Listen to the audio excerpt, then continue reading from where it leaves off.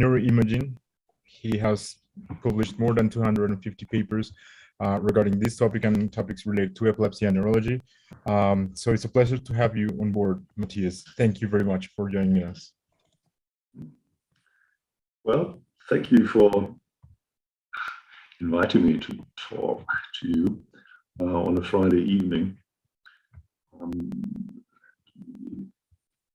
Call up. What have I done?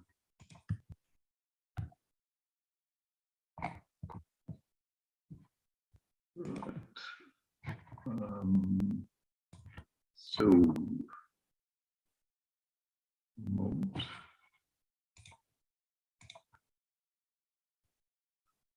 Yeah, I need to share this with you. No, that doesn't work. Okay, first I need to share. And then it's far too. Where are you? Here.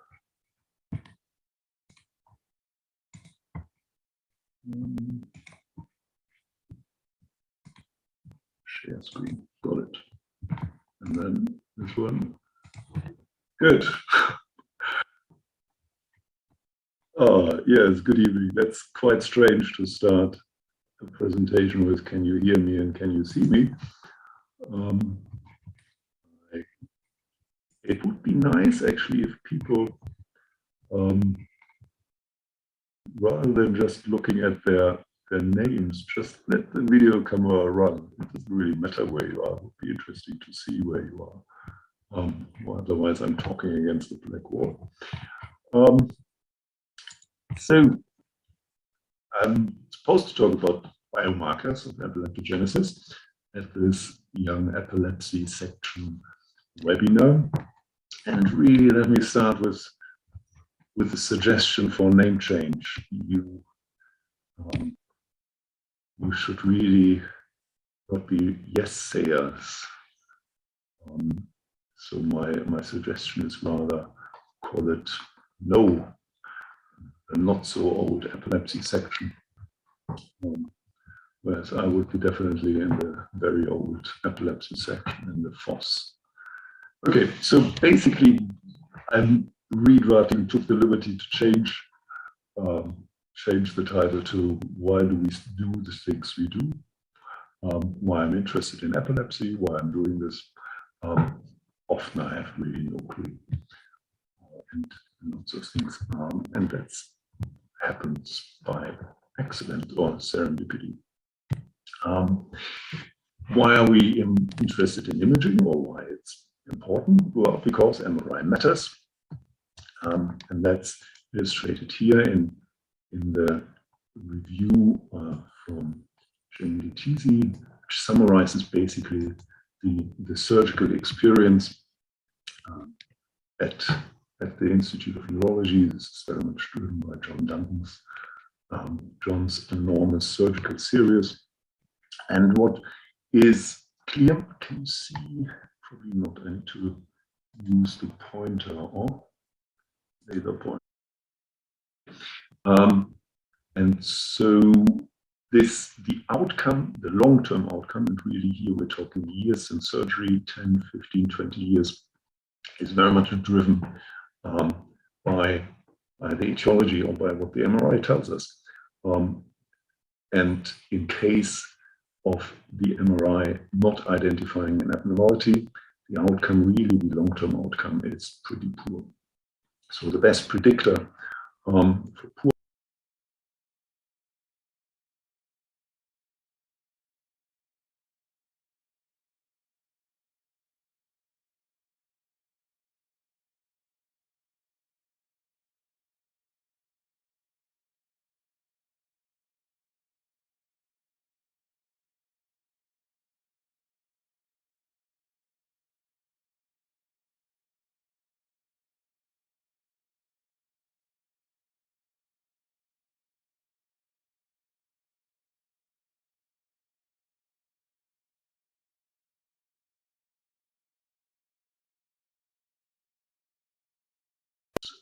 this famous Liebe study, But really, what does it mean? And that's what I would like to encourage you to don't believe what these people tell you, particularly not ex-presidents. Because is it really the equivalent to this trial is also to ask, should we use parachutes? Should they be routinely used when jumping from an aircraft? And in this meta-analysis review, the authors concluded that even though parachute reduced the risk of injury under gravitational challenge, their effectiveness has not been proved with randomized controlled trials. So they searched the literature and found that there's not a single randomized controlled trial of parachute use, and the basis for parachute use is purely observational, and its apparent efficacy could potentially be explained by a healthy cohort effect. And this suggests that those who insist on randomized controlled trials, that everything needs to be validated by them, they need to come down to earth with a bump, and they should volunteer for this type of analysis. Well, so there is hardly a randomized controlled trial to prove the significance or the importance of imaging in epilepsy. Why are we interested in epilepsy, and particularly imaging in epilepsy? And this is really the beauty of this is in our field we can use our person of interest very much in line with model of a cat. It's another, preferably the same cat. Sebastian, Diego, here question to keep you alive. What's the name of the cat? You can put this in the chat. I'm going to ask a few questions. Whoever answers this right gets free access to the online version of our biomarker book. But if you want to shout it out, feel free. Same here with the painter of this picture. Second question. So the other positive aspect of epilepsy is that we have animal models at hand, which can identify and look at very specific effects, which are equivalent, available, and valid in animals and in humans. And that's what's called conceptual modeling. And we have the chance to look at the whole brain in vivo, but at the same time also under the microscope by looking at surgical specimens or postmortem, which allows something which one would call back translation, where we take findings from the dish into humans, generate hypotheses, and then help to interpret our in vivo human findings by going back to the dish or the bench and create an experiment or look under the microscope under the particular mechanisms we were investigating in vivo. What's the relevance of biomarker? Why are they particularly important? Because really, again, they are lacking as much as randomized controlled trials. The only good biomarker of epilepsy we have is seizures, and we know very well how poorly reliable they are measured by self-reporting. Here, this is the famous Koepp study, which showed that these people here, thinking that they were seizure-free, up to 200 subclinical seizures or unobserved seizures in sleep, as detected by intracranial long-term EEG recording, which really relates then to the question: how are we going to manage that if we really have no clue about the severity or the frequency? How valid are our clinical randomized controlled trials if our outcome measure has such an accuracy?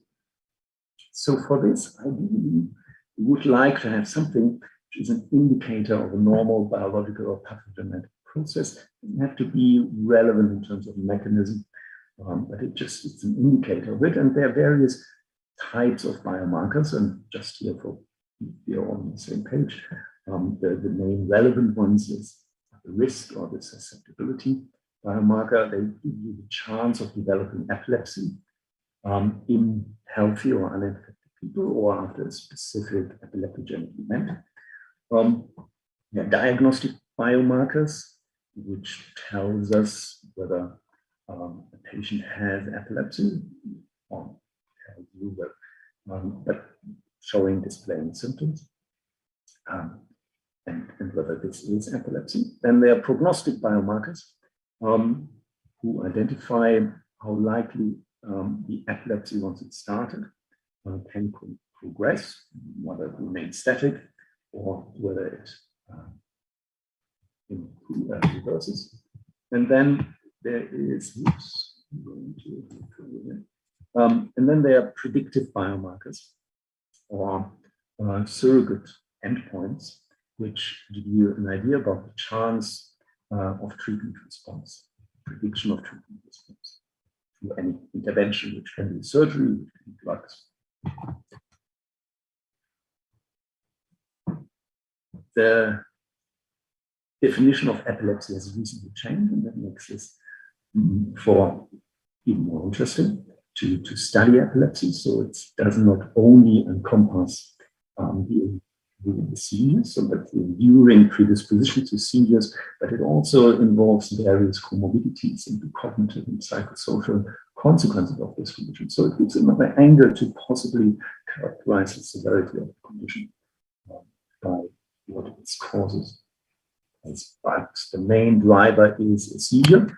And wouldn't it be nice to know at the beginning of the seizure, to have a prognostic factor, who is going to turn into, just by looking at these eggs, into a slowly moving turtle, a vicious crocodile, or a chicken. What do you think? Sebastian, you're the only one. Where's the crocodile? Middle, left, or right? I believe it's on the right. I'm not sure. You've seen that before. Come on. Okay. Clearly, you could have also, it would have been easy to answer this question if you just observed or taken a history who laid the eggs.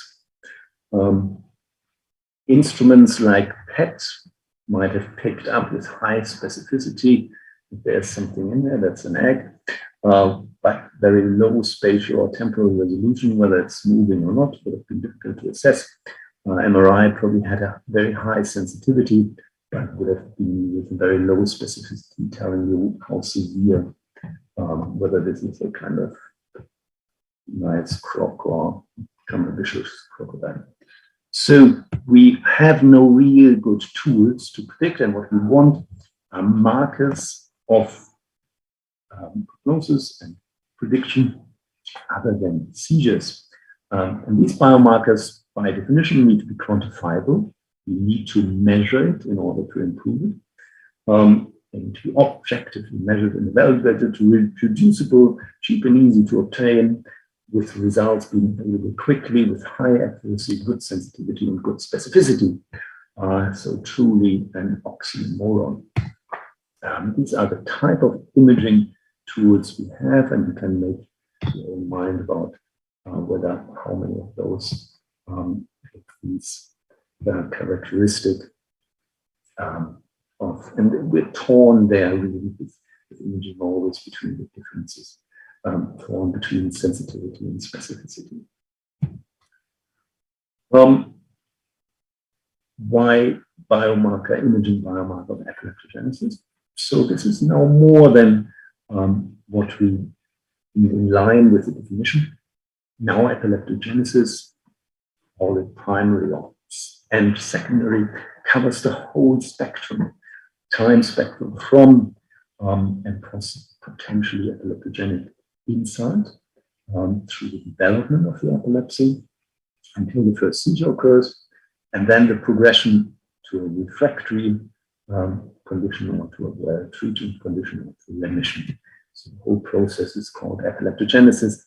And clearly, there are multiple mechanisms involved in this, identified in these bars by Ursula Pipkin's famous picture of these processes. And so behind every mechanism, there's probably a possible biomarker to identify it. So even one biomarker, if we were to identify them during this process, would not be relevant throughout the epileptogenic process. These are the potential mechanisms involved during epileptogenesis, and just in bold are those we have imaging, are imageable, primarily with PET rather than MRI. So for all these factors, glucose metabolism, neuroreceptor transmitter systems, DNA synthesis, tau pathology, we have some traces which kind of, and that probably describes best, none of them there's no magic bullet. So it's probably the synthesis of those which gets us close to defining what epileptogenesis is. As said, the risk, the development first phase of epileptogenesis from the inside to the first seizure is probably the most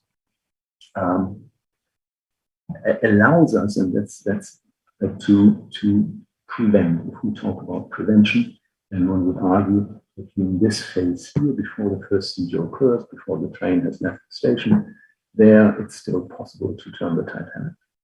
And that's not only relevant in terms of general health, this is also in terms of numbers.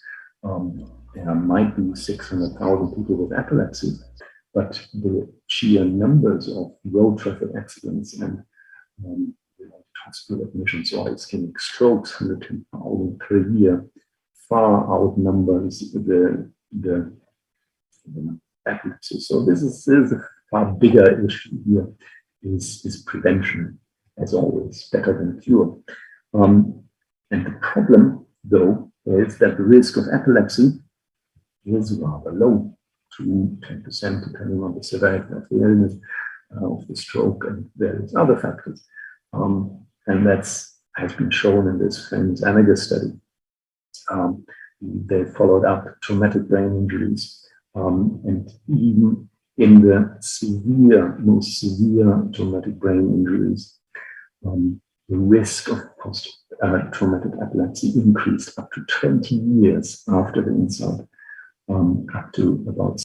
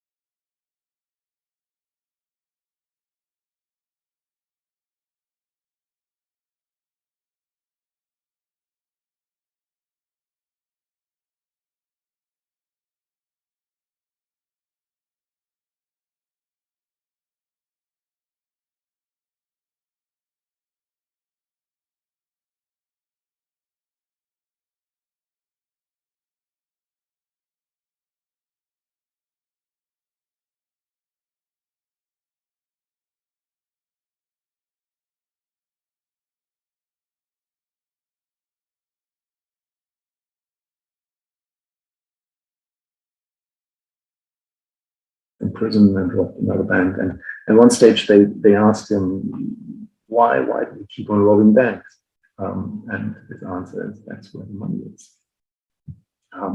And that is clearly the money where, in terms of drug development, these are far bigger numbers than we have than looking at refractory epilepsy. So how would we make it feasible? We need to enrich the population. And so by increasing the risk of seizures to 20%, we only need 400 people for such a trial. So how can we do this? And this is really the constellation of the stars was brilliant. So we were interested in performing a study in designing studies in post-traumatic epilepsy and post-stroke epilepsy. And then Marian Galovich, you are your president. Your yes president here as a very young person. He was in Switzerland and had organized this massive meta-analysis developed from various sites and developed this select model, multivariable prediction model development. And we did a study of this work. Let's see whether I can. Yes, it works. So, and this goes with an app, and has been developed in large cohort of stroke patients. It's bedside assessment, which uses severity of stroke. What else? To go back, large arterial sclerosis, early seizures, cortical involvement, or territorial MCA involvement. So criteria which can be assessed at the bedside, and you get different scores, and based on this, if you use this one, you can you get a score like here for NIHS admission, 11, no arterial sclerosis, early seizures, yes, cortical involvement, yes, no territorial impact. You get these not very well validated curves, risk curves. So after months, after 2 years, if you have such a score, your risk is 40%, and that allows to power study. So nice that this select score has now been used in 2 anti-epileptogenesis studies. One we started a few weeks ago. Another one is ongoing in Australia, and it was possible basically based on Marian's work. The difficulties of performing such a trial are really to try with anti-epileptic drugs is that you have to differentiate between what is an anti-epileptogenic effect and what is an anticonvulsant effect. And so for both of these trials, we have no good idea about how long you have to treat after the insult, but you need to have a relatively short treatment period and a long observation period to look for this development here. So you need to stop during the trial the treatment, and if the intervention only had anticonvulsant effect, the course would go up to what inevitably would have happened on placebo or continued. You would see the curve stay down. That would then be reflective of a true disease modifying or an anti-epileptogenic effect. But unfortunately, our trial was stopped recently because it was just too difficult to this required for this trial. We will see. So they're evaluating. So back to the question. So that's what we would have liked to use. I would have liked to use any kind of biomarkers which would have helped us to define this risk better. What do we have available? So far, mainly MRI is used as a diagnostic biomarker for temporal lobe epilepsy, but ultimately we're interested very much in prognosis and prediction of outcome. Here's a picture of me, and I would have been a young epilepsy member in the 90s. So this was, we were basically driven by the idea of defining better, higher specific and higher sensitive markers for epileptogenesis and prediction of postoperative outcome. This was work here as part of my PhD, supervised by John Duncan, my long-term mentor. And we published this, and we're very proud, showing that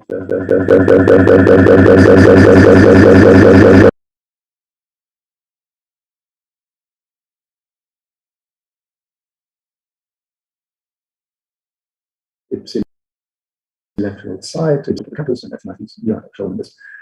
And it's SPM map and nowhere else in the cortex. And that was, highly published, but clearly wrong. And so I must say this is probably the message to all my life.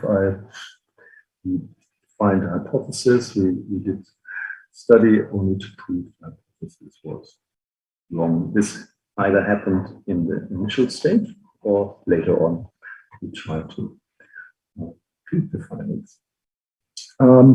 So what really much closer to the truth is something like this, much more widespread changes. So this is from the French group, also developed and used this trainer widely, and they did a fantastic study where they scanned people from the telemetry unit, and so they knew exactly how close the seizures were to the time of the scan.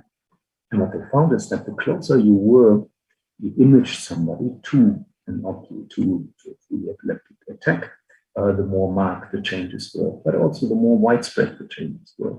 And commented here primarily on the changes in the hippocampus. They showed this in the picture taken, which I found most intriguing. I actually the basic and even this is probably substantial nigra changes, so subcortical changes, massive subcortical changes, which is difficult to interpret at this stage. In 2011, we finally published a series of PET and fMRI finding, and really to kind of put this into context of these other two studies. So this data here, this was our PhD data. The last data set was acquired in 1999, so it took us 12 years to publish this. And it's probably the paper I'm most proud of, partly because we had to persevere for it, but also it has really had an impact and probably came closest to what we would say, what I initially introduced as back translation. So we kind of formed sacrilege by combining patients with different focal epilepsies, and that's usually not, it's counterintuitive. You kind of want to use homogeneous groups of patients and try to reduce the variance by being very clean on it. And so here, the question was not so much where does the cortex go, but what do these focal epilepsies have in common? Is there a driver? And so when we grouped these or analyzed the patients with female PET with different pathologies and etiologies, came up with this area here in red, which correlated inversely with seizure frequency. So the higher the binding, the higher the benzodiazepine receptor density in this area, the fewer seizures these people had. So this was a measure of epileptogenicity and our biomarker. And very much in parallel to this, Helmut Blaus, he group analyzed fMRI data. And he only looked for holds, for reductions in both responses, etc. Changes. And what he then saw, when we grouped them all together, that there were in these different focal epilepsies, the common area and the only common area of change was here in blue, where people had EEG-triggered spike-related boat changes. Any idea where this area is? The clue came from a basic scientist. I showed this data, Karen Gale, who's a phenomenal person. I doubt you're all too young to know who this is. She died a few years ago. She published a series of papers in Nature and Science in the 90s on an area in the pre-piriform cortex of the non-human primates, in which she could inject either GABA agonists or antagonists of glutamate, depending on whether she was inducing or giving GABA agonists or antagonists, she could induce or stop limbic seizures or hippocampal seizures in these animals inside this pre-piriform cortex, which is part of the olfactory cortex. And so this area, this was then hotly debated, this kind of the major hub in the brain. And for a long time, it was called the G-spot carrying the G-spot of the brain, which can tickle everything, and then you can induce seizures, stop them. She then, being a very modest person, named this area after herself, Tempestus, Aria Tempestus, Karen Gale. And so this is the area we're talking here. This is the frontal piriform cortex.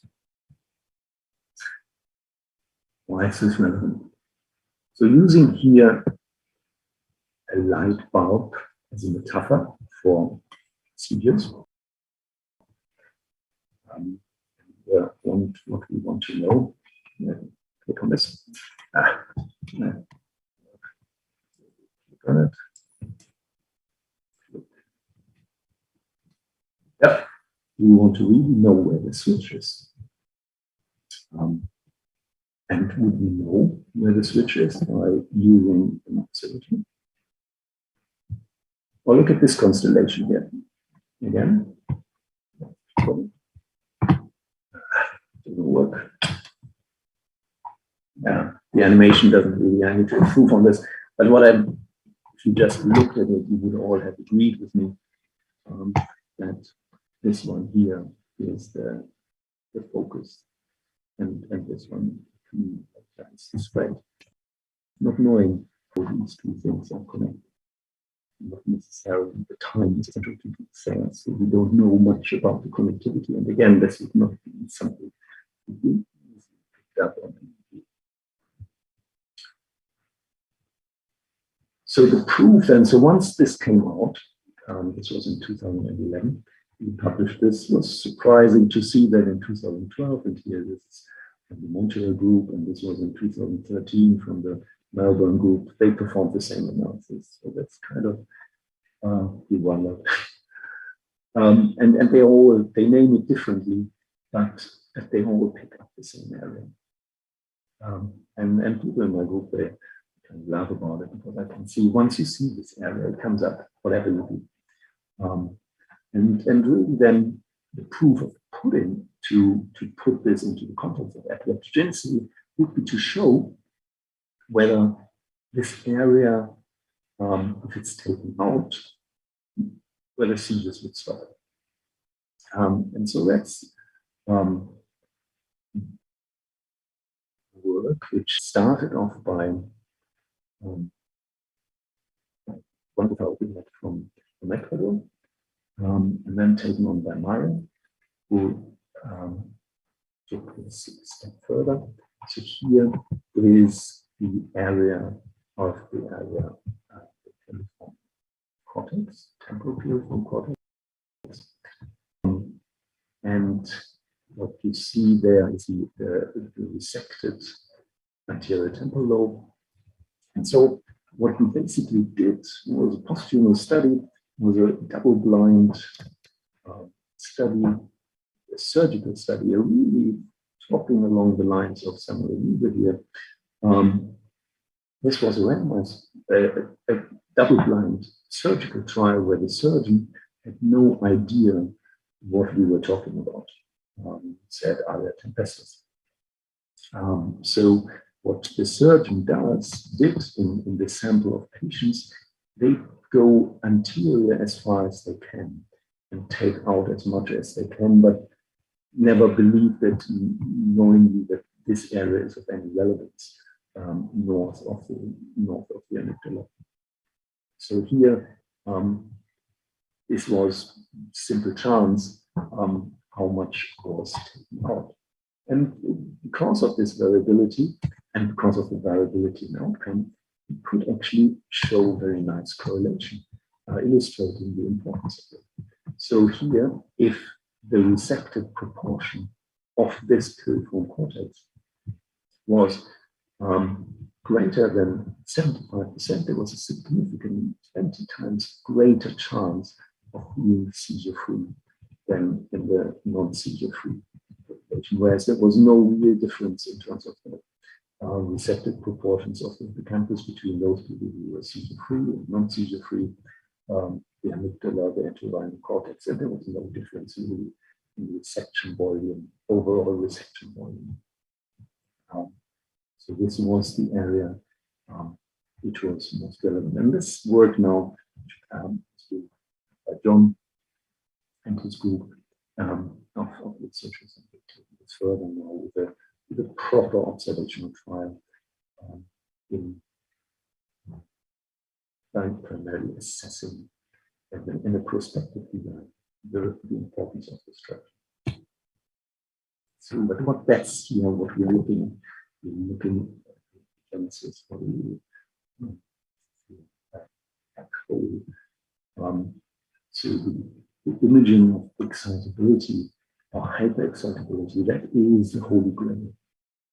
It has been the holy grail, particularly of PET research. It has been a graveyard of PET tracers development, and there were about 60 PET tracers around, which of them, most of them had failed, being basically showing reductions, synaptic loss, cell loss. So what we're after here in terms of hyperexcitability, we want to see a signal increase. We don't want to see another black hole.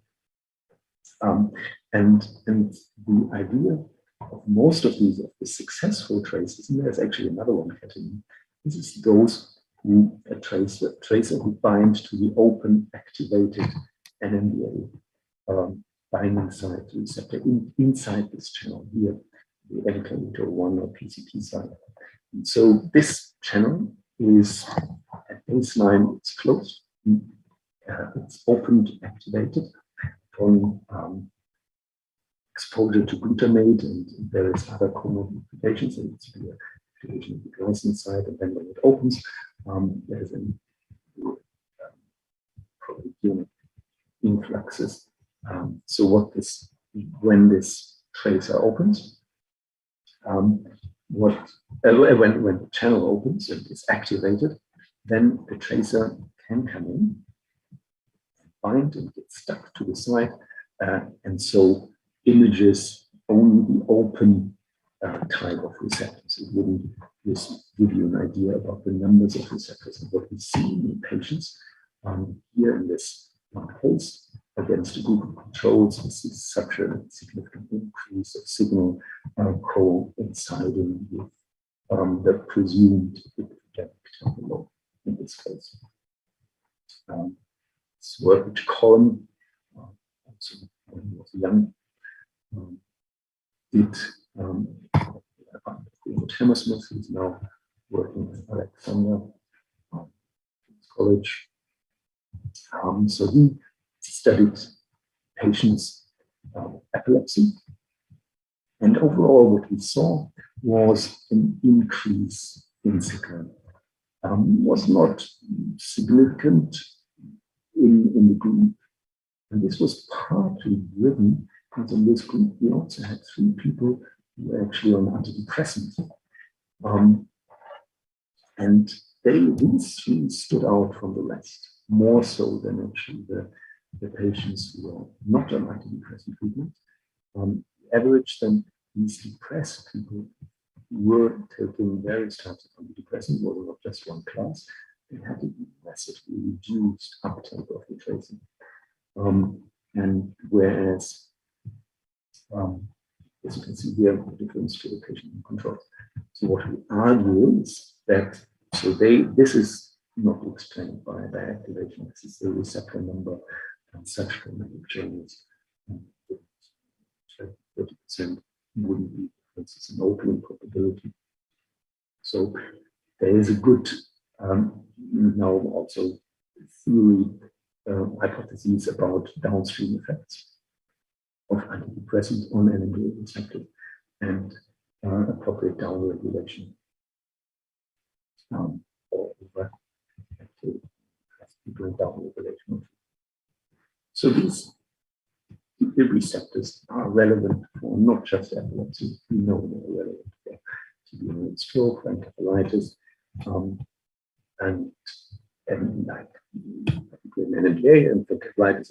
And this is Maria who did in this PhD imaging patients with NMDA and encephalitis and showing that the uptake of the tracer was massively reduced as well. This here that it has been easily rejected by nature and by science. I don't know. It's an exciting paper.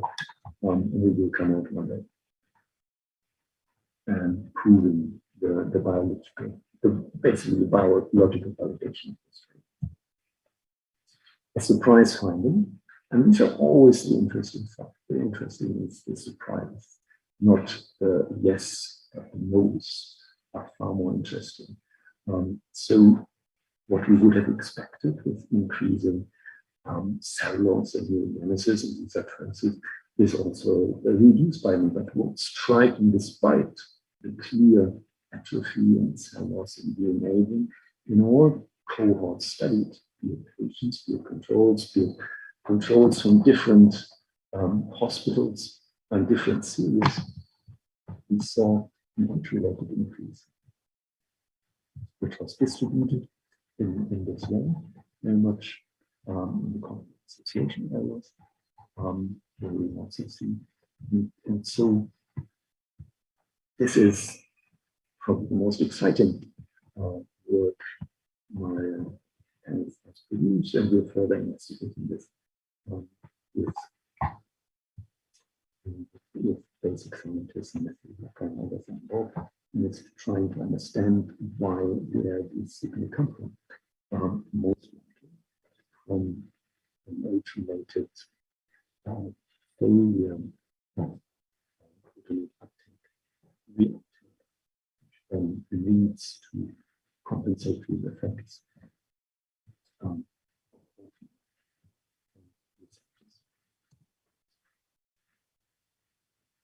Which is relevant for aging and plays a role. And here, this is something what drives us, and we would like to have something where we know in neurodegeneration that the processes which happen for the onset of symptoms for the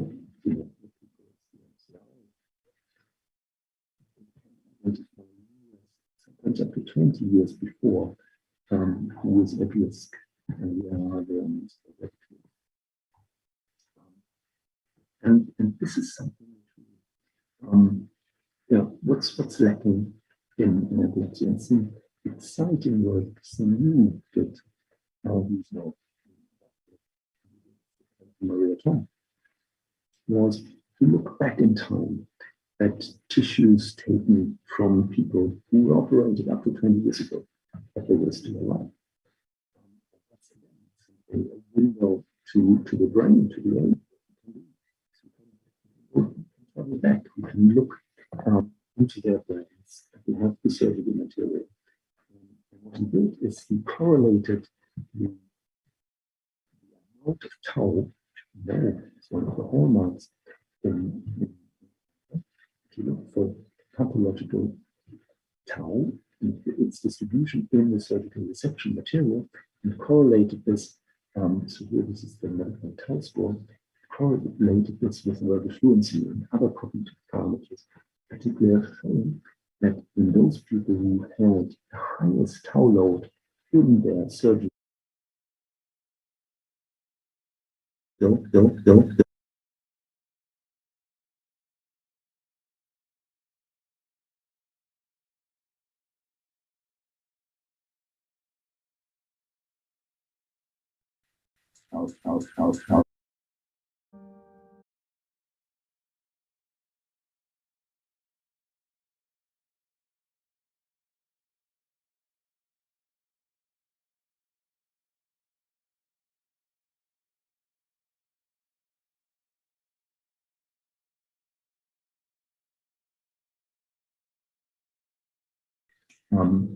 this has now led to another big project where we look prospectively now, pre and post operatively at these markers, neurodegenerative markers, and to develop predictive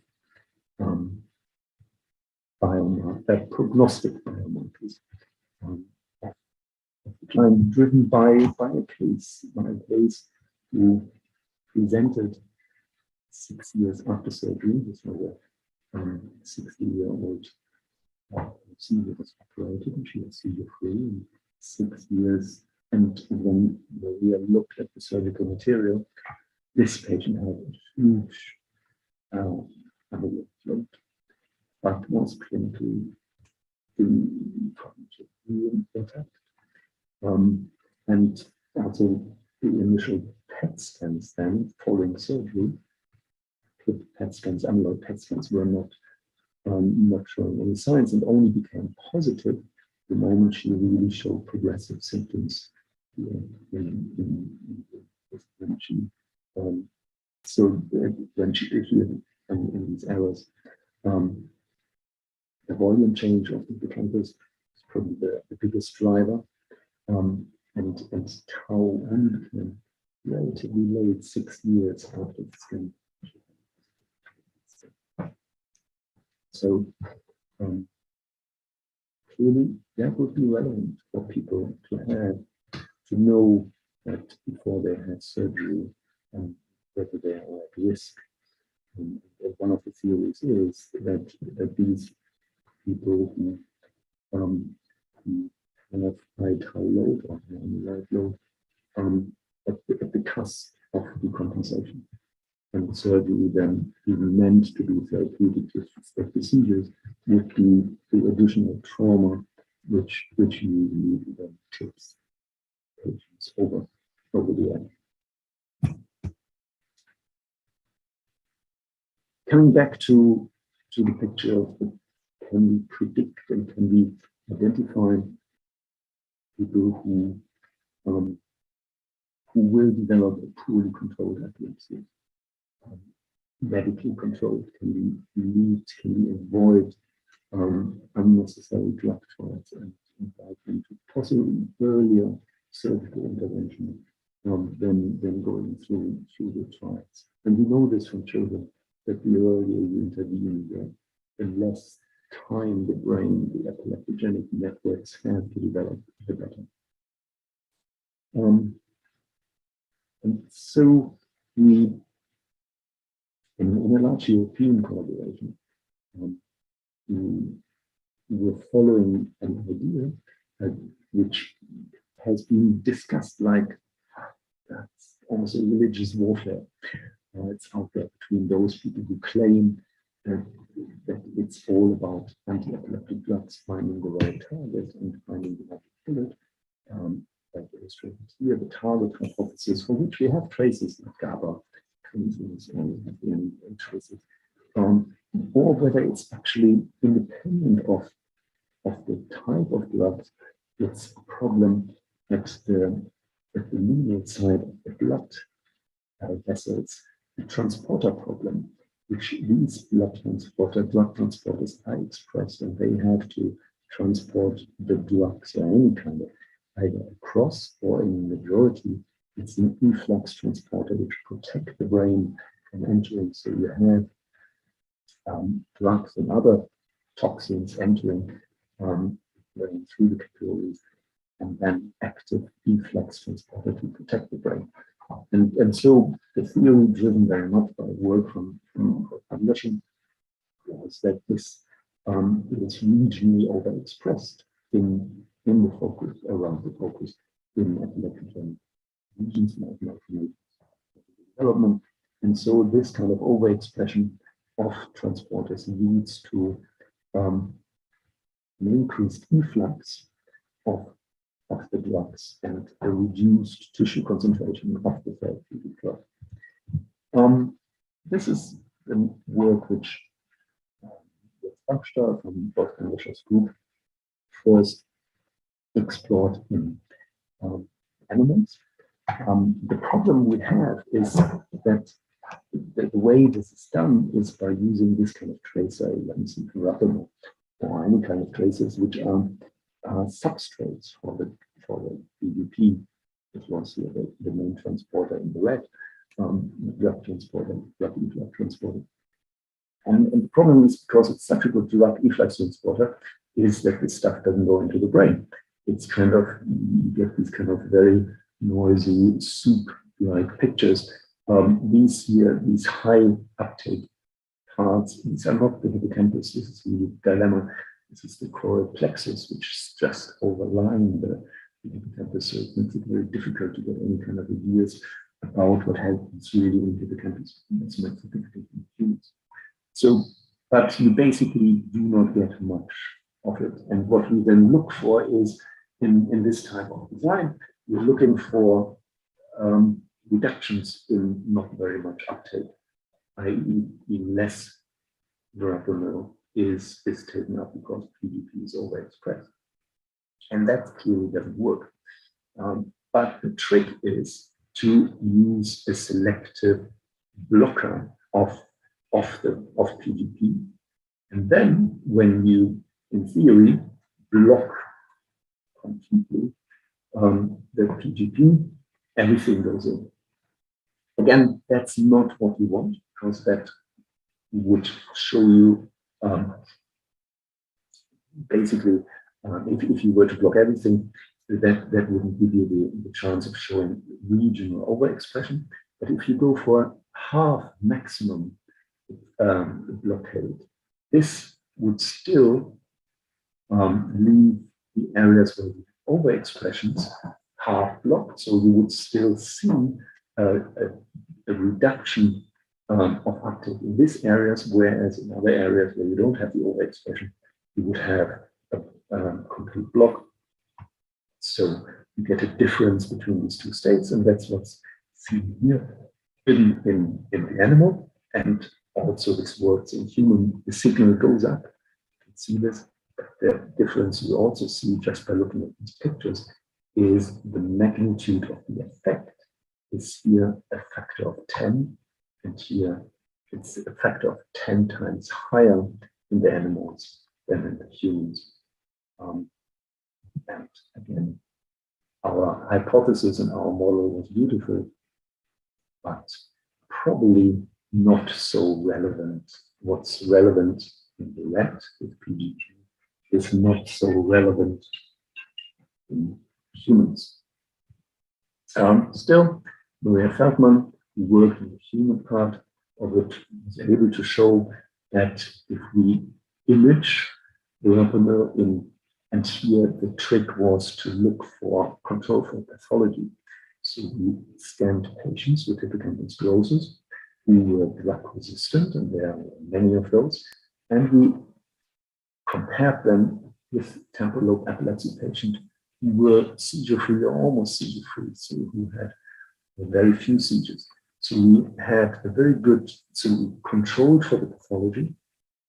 We didn't compare patients against controls, compared patients with other patients.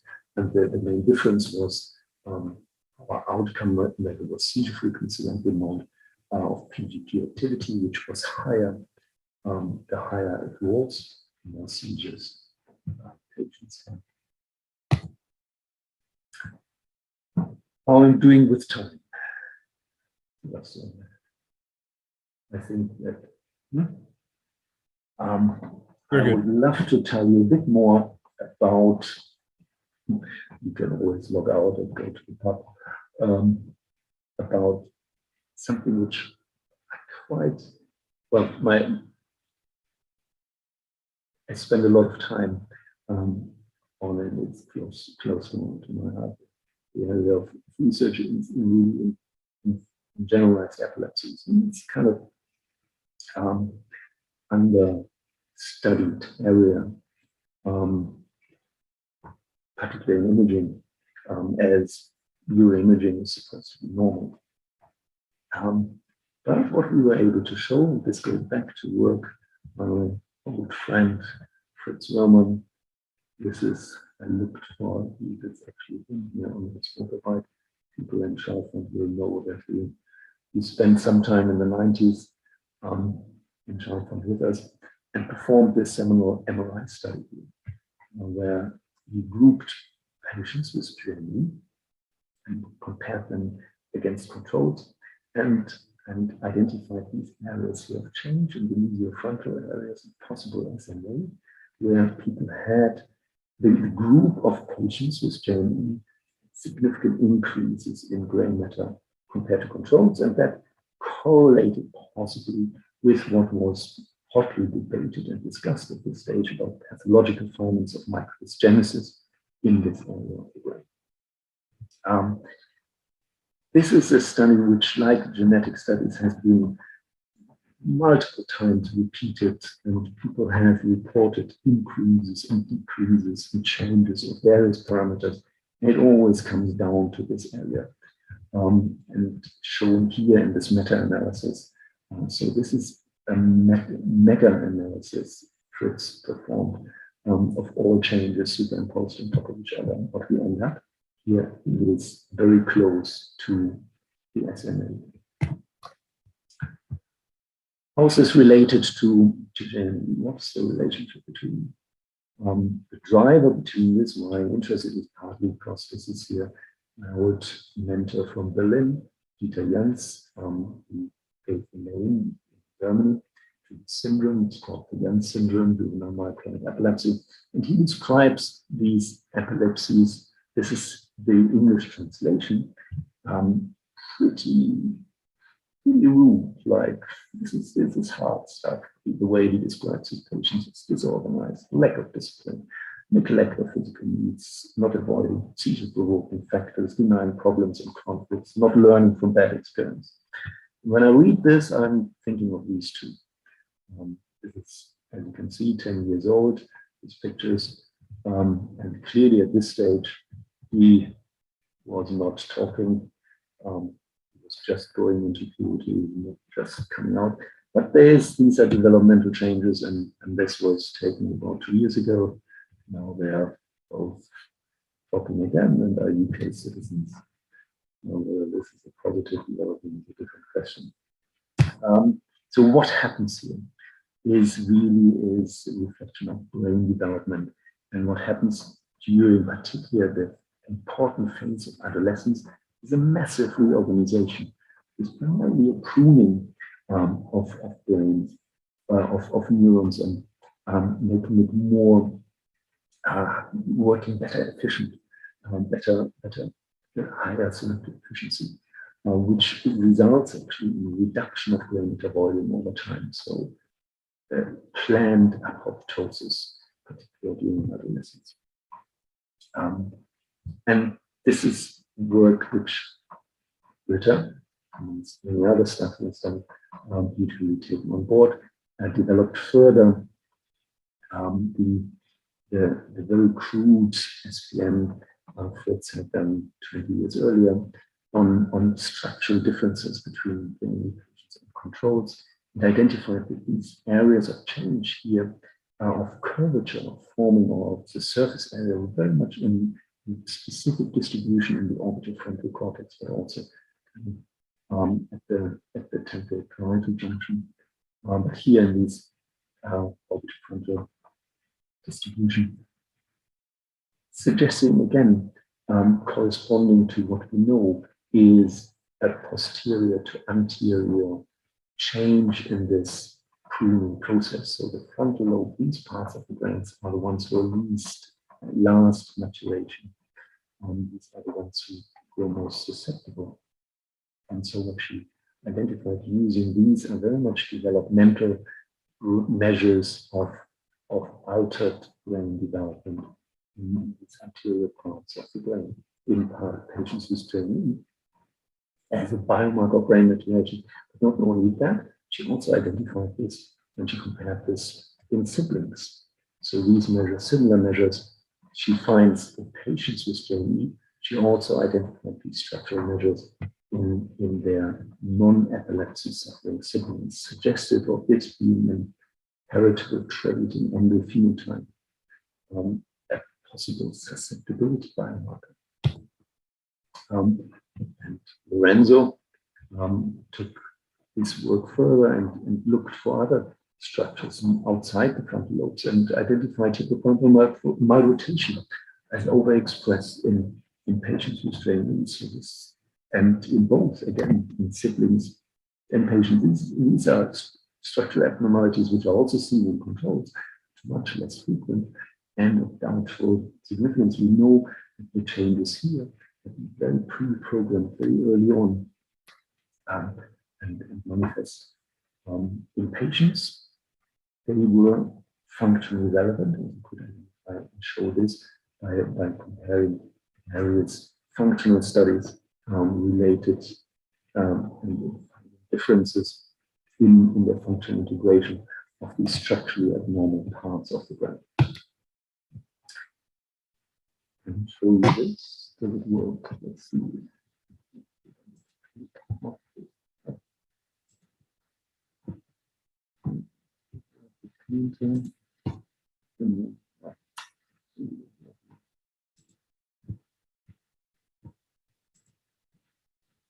So here we are. So often things happen by chance, and so there it happened by chance that I did end up on this ward in Berlin in neurology, and I worked in a unit which very much was focused on epilepsy. I was probably got stuck there with it. So this is not Peter Jan's first patient, but illustrates the problem. He describes in this context, and I run this again first. Yeah, so Peter Jans, he describes this first patient saying that he wanted to escape, got up unusually early, the hand twitched when preparing breakfast, morning jerks occurring and doing several things at the same time. And so this guy here tries to cut open this bread scene, which is pretty difficult. And he has got all these kind of micro jerk. He was told to illustrate, to say, press a button when he has a micro jerk. And once this bread scene has fallen off the plate, he finally realized that, yeah, that was a micro jerk. But actually, he had quite a lot once he task. And what he done, so, and this was driven by lack of sleep and stress, but it also was this complex motor hand activities, which is a trigger factor which is underestimated. And about these kind of very specific factors. And when you do this, and Thomas Meyer and Rolf did this systematically, they identified that 40% of patients receive what is called praxis induction. Something which Yoshinoue in the 90s reported that Japanese patients probably because they have these complex games and other groups, and so they found that if you have these seizures whilst executing complicated movements, sequential spatial processing, these strange games, calculating, complicated, etc. And what it's often is, it's the activated hand vector. And so we try to transfer this into the environment of the scanner. And the best task here to look into this is this kind of dot back task, where you have to move the cursor.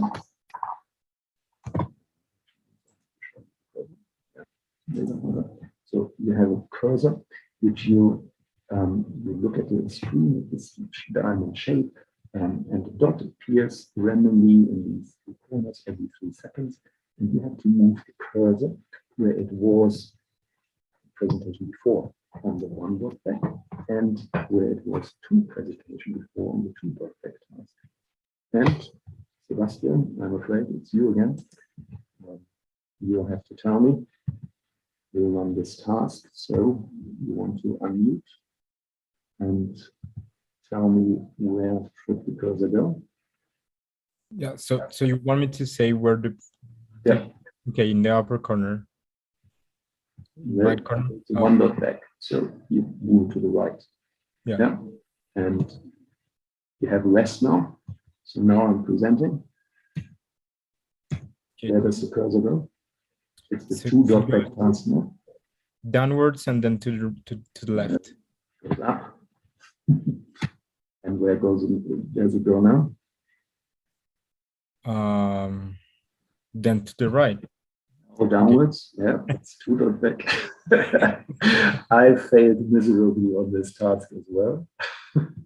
Really complex task. You have to constantly update your working memory. That's what it's about. It's not about encoding red words. You need to shift constantly. You need to engage your frontal lobe. You need to engage your parietal lobe. What you end up with is this beautiful controlled task where you modify your working memory part from the 0 dot back, which is just the hand area, to the 1 back task where you subtract the 0 from the 1, and you end up with this smiley face, which is the bifrontal, biparietal working memory network, which becomes more pronounced on the 2 back task. And the beauty is that these tasks are controlled for motor activity, because the motor activity is always the same. You move the cursor wherever you want, and the visual input is also the same. So you really have super validated. And this task has been used 1,000 times in all large studies and really reproducible. This is one of the few really very well studied reproducible tasks.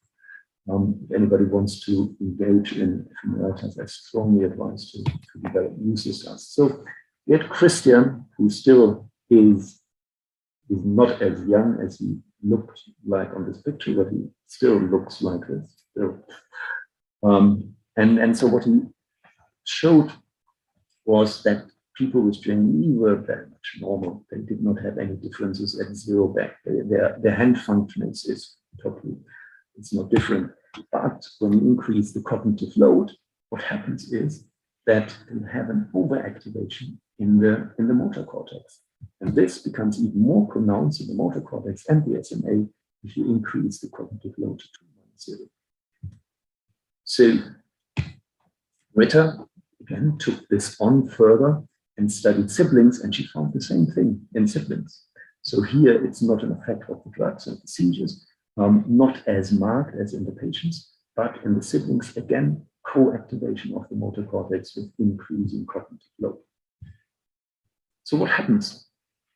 And the clue is in the reverse. So for those of you who have fallen asleep by now, these are the areas which would have activated if we were to put you in the scanner. This is kind of default resting mode. And in this task, what we did, what Christian and Britta did was looking at the opposite effect. So what decreases with increasing cognitive load. So this is 0, 1 back, 2 back task, and the bars go down, which means what decreases, what becomes more engaged during, what's the flip side? The flip side, and what is apparent is here, this is the resting state network. And if we compare the two areas, what is the difference between the patients and the controls in terms of the resting state is, again, the same areas you've seen before in Fritz's structural data. It's the mesiotemporal difference, the mesiotemporal area, the SMA.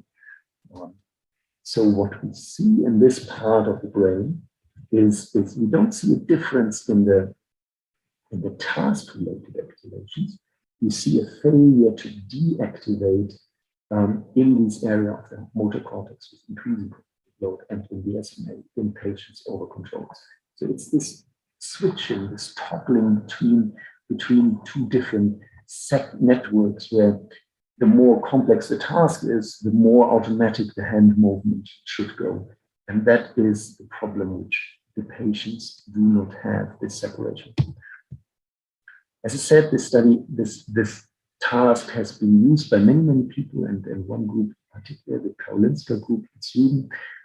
They studied many healthy controls with this. It looked for exactly this kind of toggling of different systems.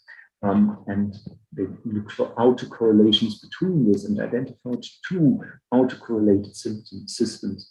One system here in red involves the angular gyrus and the prefrontal cortex and the precuneus.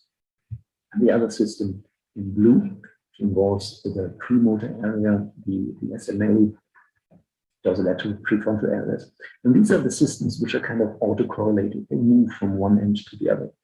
What you could think of them transferring this onto the epilepsy side is what's basically a task negative network related to the precuneus is related to inspection, to imaginary self-reflection, inner thoughts, or in an extreme variant, the absence seizures. And what you would argue could be the opposite, the anti-correlated type. This is the task positive network, is what is related to preparation of voluntary action, readiness potentials. All this is in its extreme form, what is the microanalytic. So here we have the specific changes we see in patients are basically extreme variants of what we see in health. I think I'm going to leave it as this. I've scratched the patient a lot. I just wanted to show you a few more familiar faces. Lorenzo, who took this further and looked at connectivity changes. Here's work from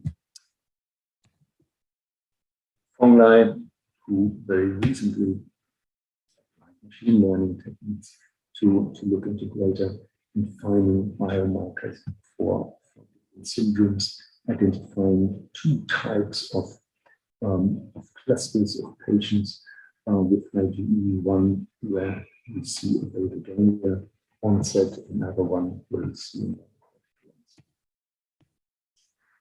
which leads to basically my understanding of, or our understanding from a network perspective, that there is no beginning and no end to activity. Clearly, I've overdid it. Didn't want to show you far too much. I want to finish with this one.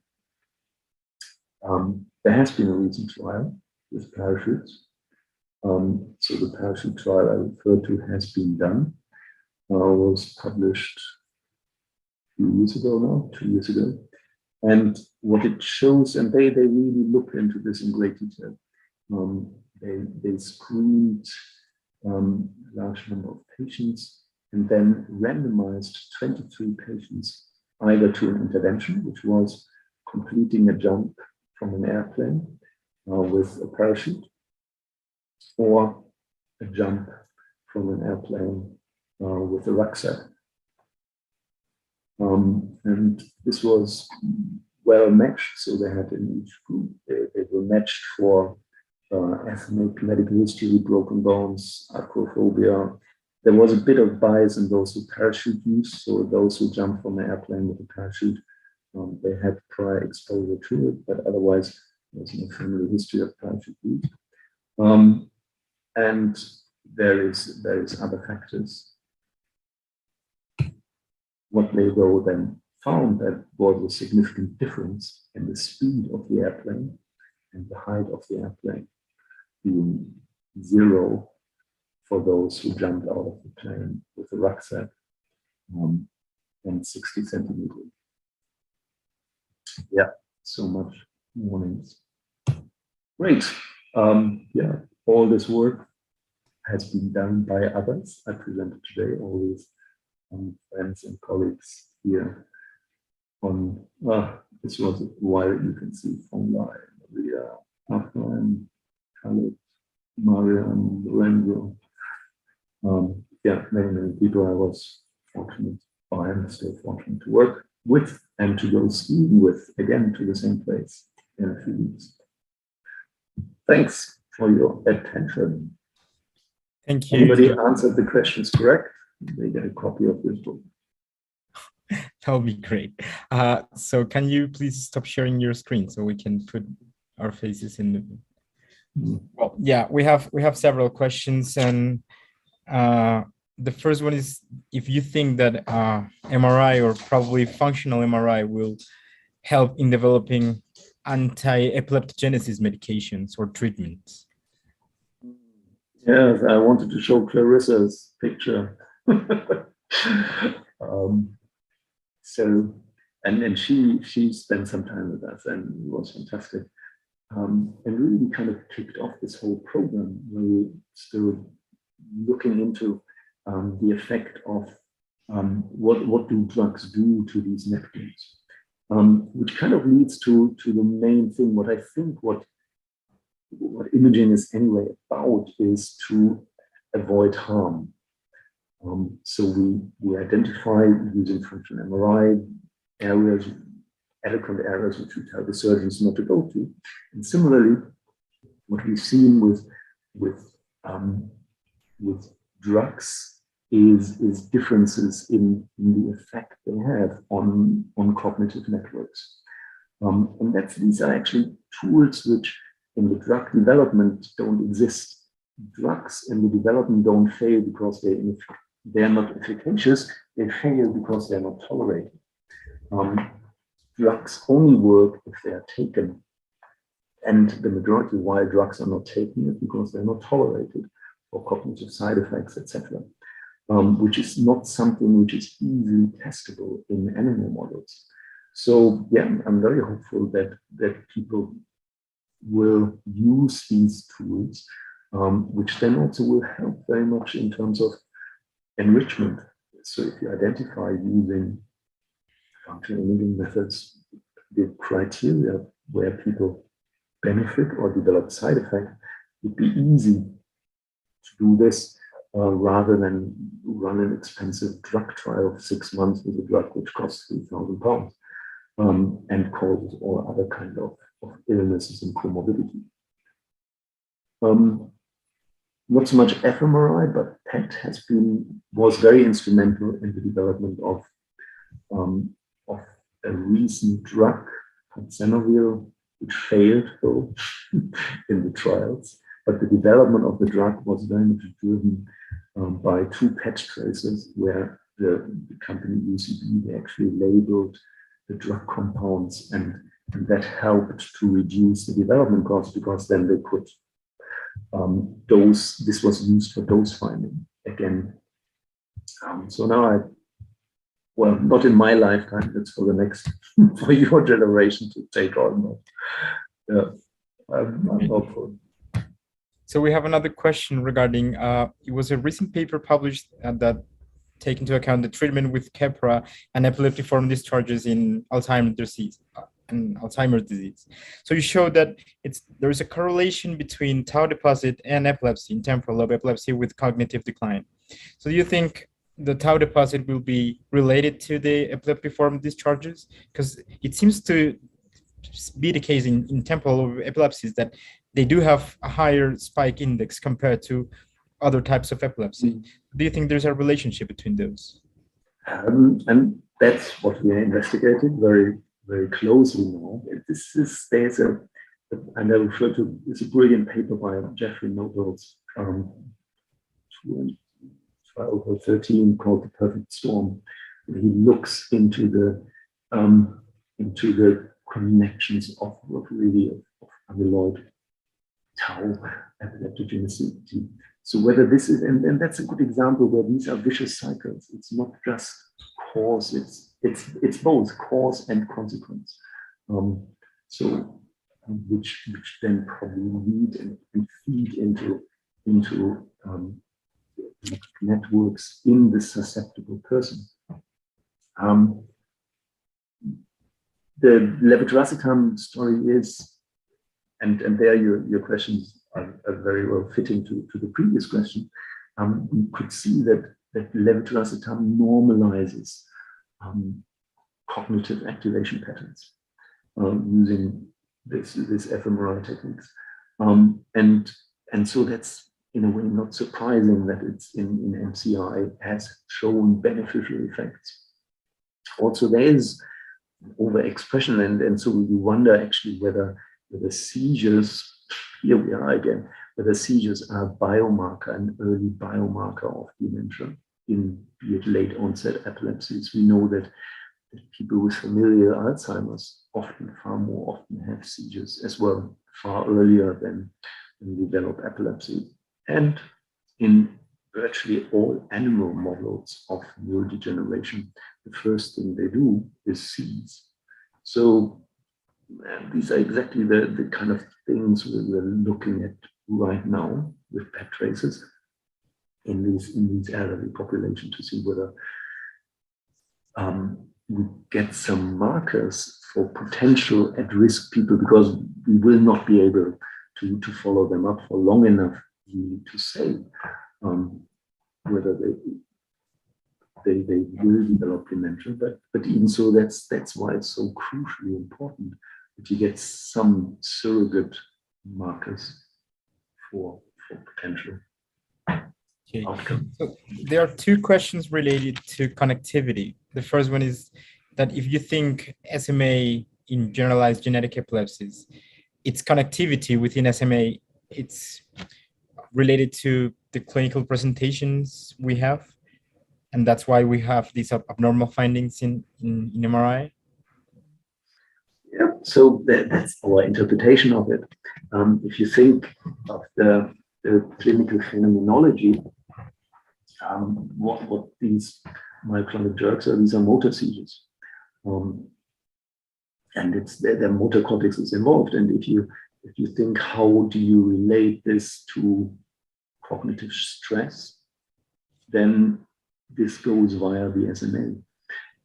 So the SMA, there is your hub between what is your cortical and your frontal, prefrontal, particularly the cognitive SMA.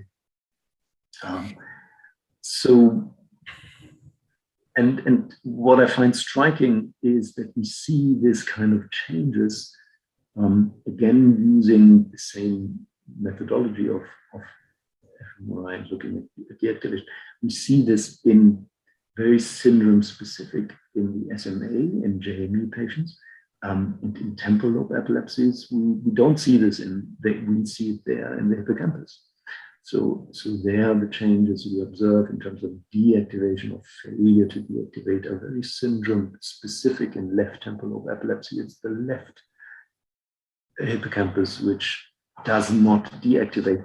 And the way I think to explain this is that these are within the networks systems who are very much fine-tuned, and they toggle in the extreme form as it showed you the picture of the Framson study. So they toggle between these two different various states. And if you have an epileptogenic structure, it disturbs this fine-tuned synergy between relative segregated systems. Okay, and the last three questions are related to pediatric epilepsy. So the first one is if you think that we can use same approach as SELECT to the perinatal stroke to address which one of those kids will develop epilepsy after a period of time. And the second one is, do you have any information regarding developmental epileptic encephalopathies and these biomarkers with PET or MRI or? Oh, good questions. And really the first question I would, for this, that's something Marian, if he's on the call, he needs to look into this and extend.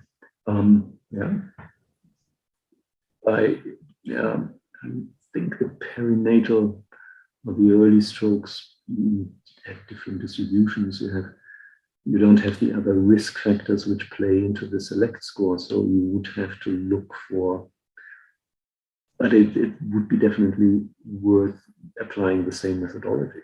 So that's worth, there's another score to be detected. The other question regarding the epileptic encephalopathies, I don't know. I know that that our pediatricians, they are looking also now at the ARIA tempestus and the piriform cortex. So this is also now explored in the pediatric series.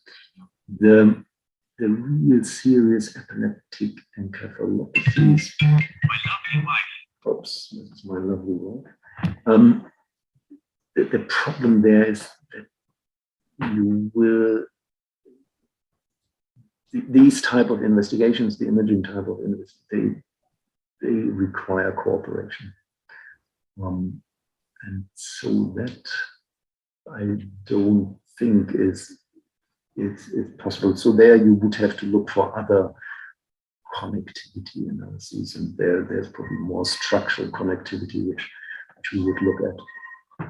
Okay, and the last question is, how can we apply this to the clinical scenario we work in outside UCL and outside developed countries? Yeah, this is sad. This is a sad answer to this. These are all the clinical validity hasn't been, we haven't shown that. And actually I find this rather depressing when I ask this question, who is using something like volumetry, for example. And if I ask this to an audience of radiologists, then even there, it's a small percentage. So if you were to ask your YES membership who uses any kind of quantitative measures, we are far from using them. Even where I think volumetry is probably the one which really should have made it into clinical utility, we're not there yet. So the majority of PET tracers, not all PET tracers I'm talking about, they're advancing our knowledge, but none of these PET tracers has made it into clinical usage. So we are relying on FDG and Mesmer. All these tracers I mentioned, they are fantastic research tools. I can't see their clinical value. So, but it's I would still not. There's another thing. It's perseverance. Don't give up. And so, despite this being a no rather than a yes to this question, I wouldn't accept a no for an answer. So it is about trying to find objective measures other than seizures. And there, I'm hopeful. I'm hopeful that we might, we're working on this, that these could well be the changes. Definitely we see in groups measures that correlate with seizure frequency, where they also have other, we've seen atrophy changes, which normalizes, or the trajectories normalize. How this is translatable in terms of clinical into the individual subject, and I don't know. I don't think we're there yet. It's for you. Okay, so thank you again for presenting this amazing work you have done in the previous years. And we really appreciate this. Will be an available link for you to share to your PhD students as well. Yeah, so thank you very much. Okay, see you. Bye-bye. Enjoy your Friday afternoon research time. And please. You too. Bye. Bye-bye.